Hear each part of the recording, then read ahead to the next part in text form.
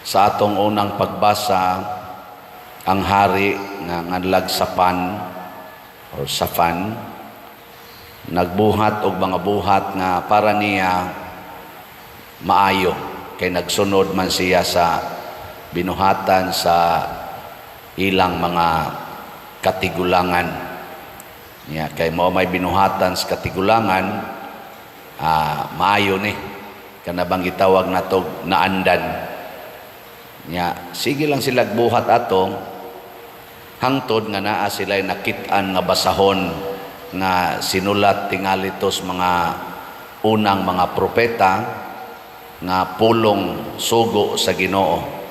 Pagbasa na gyud ni Safan, iyang nakita nga murag gibadlong siya og iyang na suta nga ang gibuhat day sa iyang katigulangan sayop.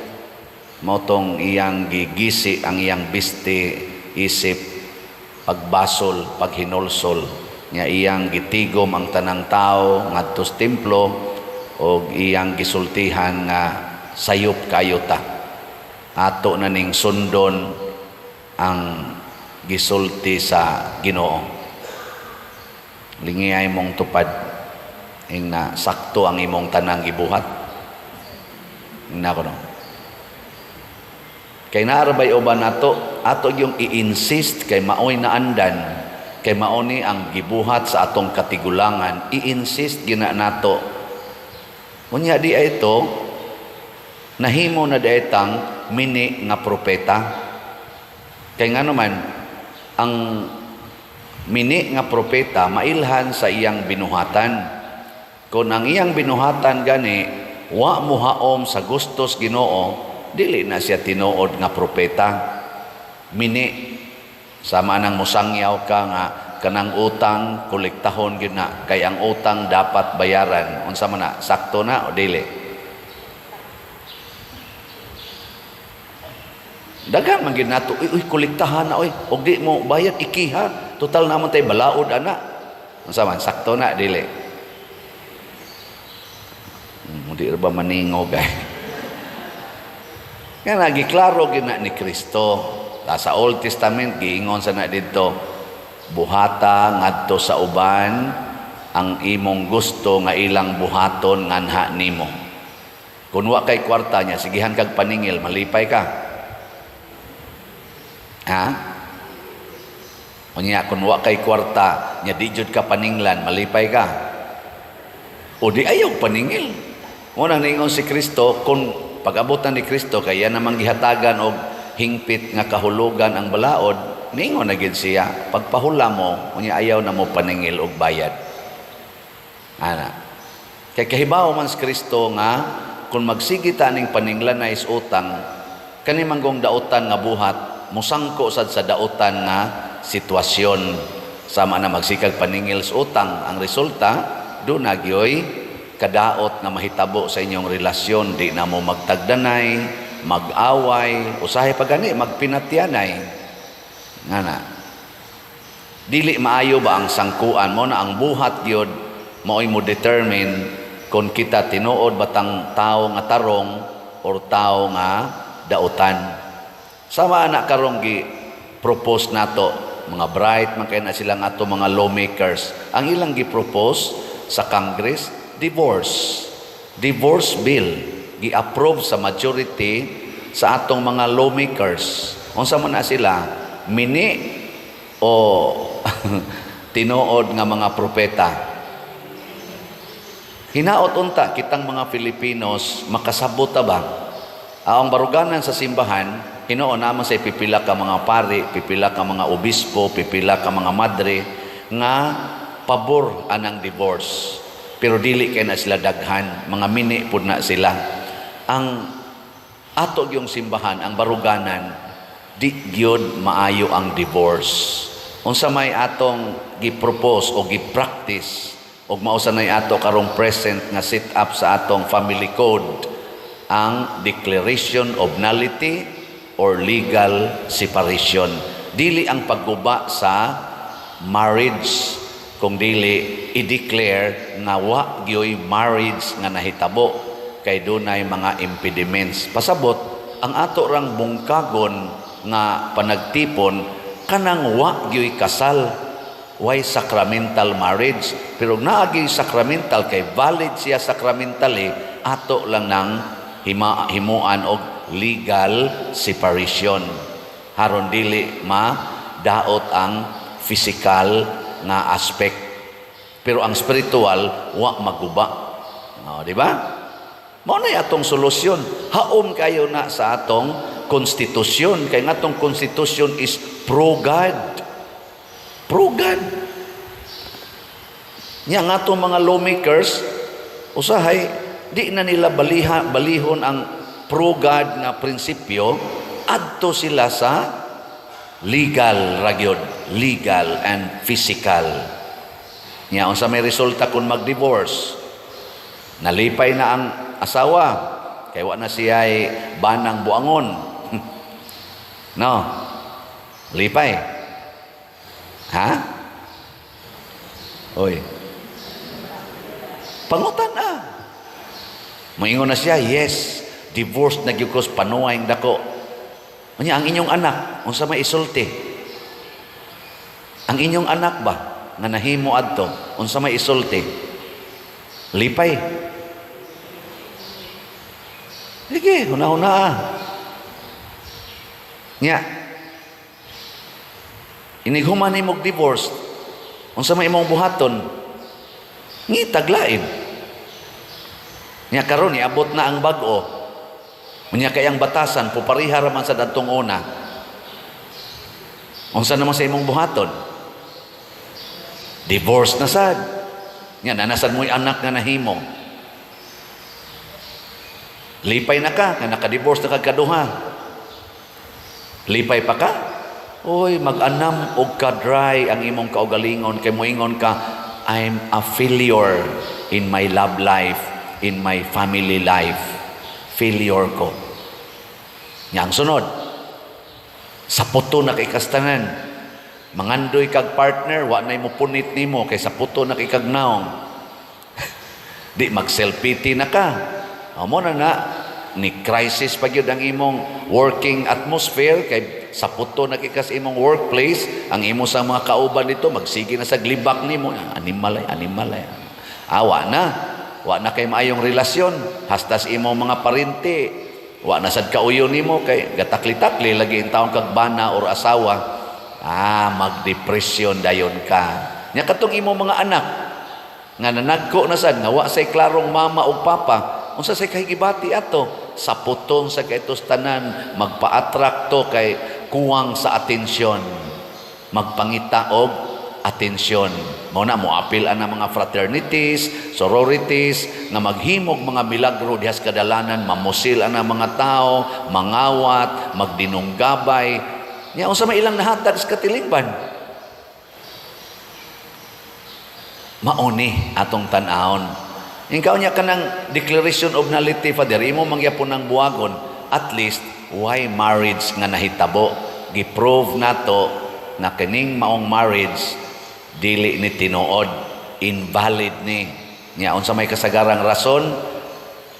Psychological incapacity to make a clear consent. Wa pa siya sa maayong psychological situation ni adtong pagkasal nila, kay lagi mabdos siya. No, 18, 19 edad na mabdos, wa tuyo kay gatinukhangay og ang uyab, unya napugos og pakasal kay mauwaw man nga magbusyad ang tiyan, way bana.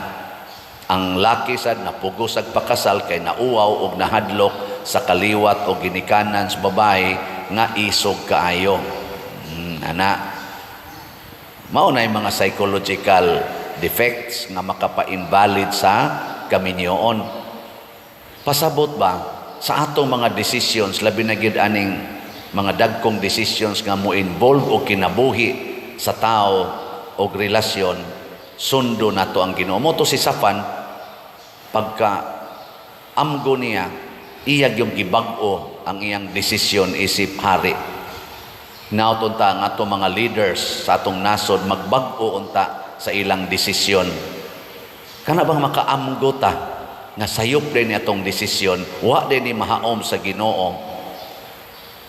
Wa pa gyud mahaom sa konstitusyon.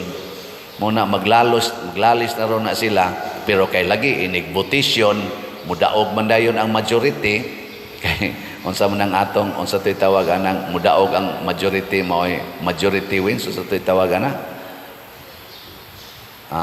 Parliamentary procedure ba ito na? Unsa to'y tawagan na nga desisyon? Dili man ta authoritarian nga ang desisyon sa usa mo'y sundon sa tanan, pariha na mga taga North Korea, unsa pa nang uban diha nga mga nasod nga dili ba sa kana ganing democratic di ay democratic. Ang demokrasya kay ang tingog mas kadaghanan maoy sundon. Mao na mudaog yun igtingog sa kadaghanan. Bahala na diha ato lang ning suwayan. Total kita naman lang sa iwa mag-implement ani. O lagi kita na lay wa mag-implement. Pero pangutan asad ang nag-implement. Unsa may ilang kahimtang karon in terms of relationship and in relation to peace and happiness in the heart of persons. Kumusta man sila? Taas kayo ang ilang rate sa depression o suicide. Na siya. Ilingay mong tupad. Ingna kumusta man imong heart ron, wa ka magdepresyon, ingna, wa ka ma-stress, kay nayuban diha, nindot kay mga naong, nindot kaayog mga sakyanan, nindot kay mga balay, pero sus, di nakatug, sigig inom og tambal, kay di nakatug. May paning way sakyanan, way balay, way hapit kaon, hagok pa, nga nagdagook ang tiyan. Kanang na naghigda da sidewalk, kanang na naglingkod, anang na mga squatter, kanang nagtarpulin-tarpulin lang ang ilang mga bongbong, ilang atop, dali kay na makatuog, lingkod lang nagamay, hagok na kay wa ginay kabalaka, pero kaning ni ang dagko kay mga balay, kasagaran mga ratulon, mga warrior, labi na gina mag-anam kadako imong balay, magkadako sa imong worry. Kani bitan din ni atong simbahan, kanito simbahan ba? Yan natin na imong kumbinto, natong kumbinto.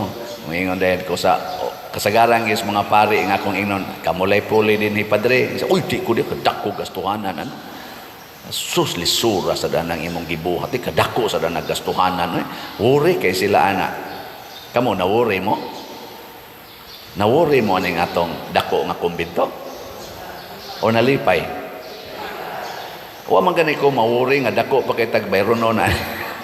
Nga naman, tungod kay misalig ko ninyo nga mamalit ra gyud mog slots. Nga naa gyud mo palit og slot. Ang pinakanindot nga buhat nga haob kay pagtulunas Ginoo kana gyud moingon ta, love your neighbor as yourself. Higugmaa ang imong isig katao samas imong kaugalingon.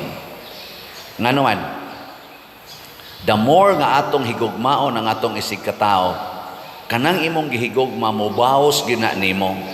Og dili man tanan, majority ana mobaos gyud naghigugma. Kabantay mo? Nya kanang imong kaugalingon og imo nang higugmaon, di man na mo bahos og higugma nimo kay mao man na imong kaugalingon. Unsa may ibaos ana? Demand for more. Kining atong self magsige nig demand. Gusto ko ani imong ihatag, gusto pagyud ko ani imong hatagan, gusto pagyud ko ani. Mas stress ka if you love yourself, not your neighbors. Pero imong neighbor imong higugmaon, palit kag slot.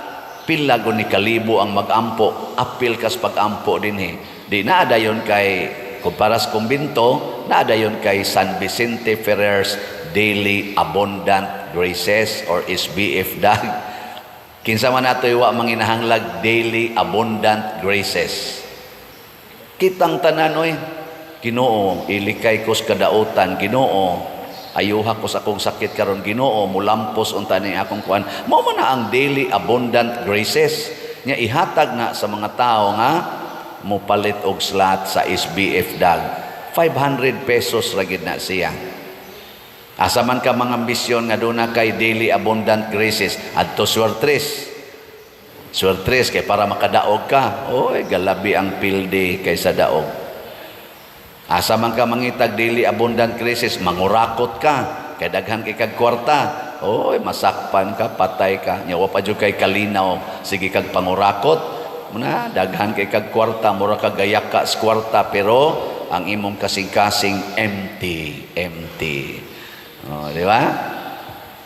Ikaduha, gusto kag healing and deliverance, kay galisod na kag katog, galisod na ka og dawat anang imong sitwasyon, painful kayo, palit og MMHD, Mother Mary's Healing and Deliverance. 1,000 ra gyud na siya na nakay healing and deliverance. 1,000 pesos. Di mo palitan na. Gasto gani ka dito tag 10,000, tag 5,000, tag 20,000 para lang pag check up lang nimo. Kanang check up lang daan ba mo ato kag ospital, kanang mga laboratory, labi nagmaapil na ng MRI unsa pa na diha. Oh, Jesus, dako na kay gasto, check up ra na. Pero dinhi palit lang kag slot, healing and deliverance. Cancer patient man ko, Father, palit og slot. Nawa, di ba ang stage 2 mo stage 4 na. Mo stage 4. Ingkaw niya, Father, wa di ko ma-healed. Pero tininuod gitong imong pagpalit, mahibong ka nga di jud ka mabalaka nga ni stage 4 na ka. Wa gyud kay kabalaka, naa nimo ang kalinaw o kalipay. Mao lagi na ingos Jesus, dili na sa physical aspect ang atong binuhatan or ang atong kaayuhan maila, naa sa atong buhat. Relax na kay ka, malipayon kay ka, malinawon kay ka, you are already healed.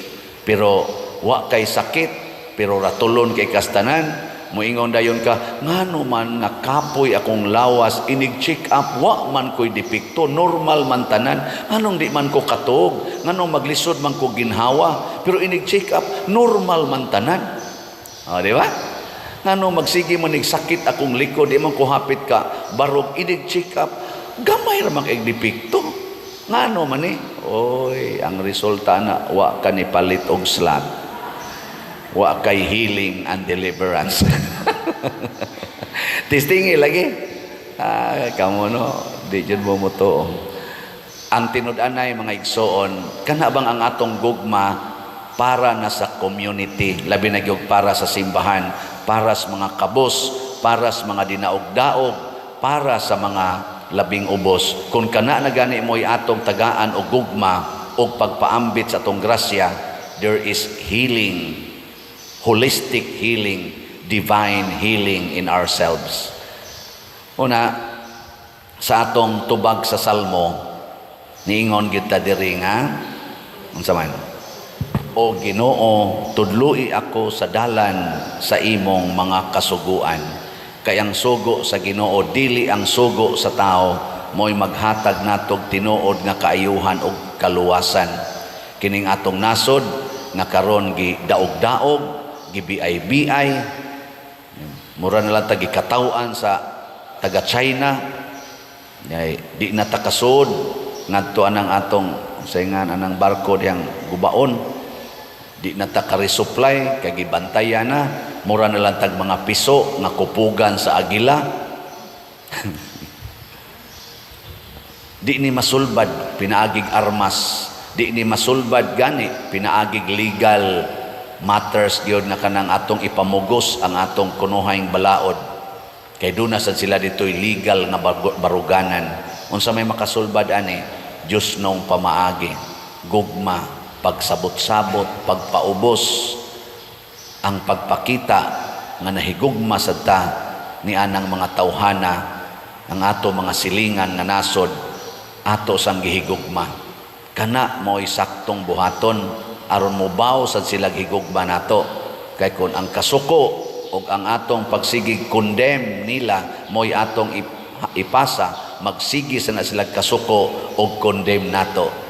Matod pa ni Kristo o matod sa mga propeta o matod sa mga apostoles, Kung unsay atong gitanom, maorasay atong anihon. Sige, katapusang lingi sa imong tupad. Ing na sugod karon tamnan tikag gugma. Sugod karon tamnan tikag gugma. Nya moingon sa na imong tupad, patyon ko ng gugma. Asag di lang. Sige lang yung tanom. Madugay, tubo ang gina. Na say mamatay imong gitanom. Sige lang tanom. Di jud ka maalkansi. Mutubo ra gina sooner or later. Makaanig yung kag gugma. So kamo mga asawa, tamni gugma ng inyong mga bana. Muani jud kag gugma. Bisan pagkatong iyang kabit, tamni gugma. Muani jud kag gugma. Nay na problema kay karon nga mga ginikanan, magsigig text nako, pader unsaon ko ni ako mga anak, din a maminaw nako, din a gani mutahod nako, dali pa jud kaing masuko kun akong badlongon aning ilang kaadik aning cellphone, kaning computer, masuko na gyud. Wa nay klarong oras sa pagkatug. Ako dayang giingnan, kadaghan ba aning imong gipangsulti kapoy paminawon. Usa ra gyud solusyon, tamni o gugma. Higugmaa na ang imong anak. Mao ra gina. Mubahos ra gina sooner or later. Ayaw pagsigyaw-yaw, higugmaa. Ingon sa man paghigugma, nako mao na nay mangutana nakas Ginoo. Kada nimo ampo, Ginoo, tudloi ako sa dalan sa imong kasuguan. Kay ang sugo sa Ginoo, gugma. Maogi number 1. Mabita na kaning akong isigig promote dinhi kanang gi-practice na Moscovici nga among grupo. Ampo, alagad, antos. Ana gyud? Triple A. Ampo, pangayuas Ginoo, Lord, unsaon ako pag-alagad kining mga buangon akong kaubas balay. Mingon dayong Ginoo, unaha usag antos. Ayaw pagsigyaw-yaw. Mo na ampo, alagad, antos. Sige lang jud nagbuhat. Ang Ginoo na mo pahilo na sa tanan. Kay if God is with us, nothing is against us.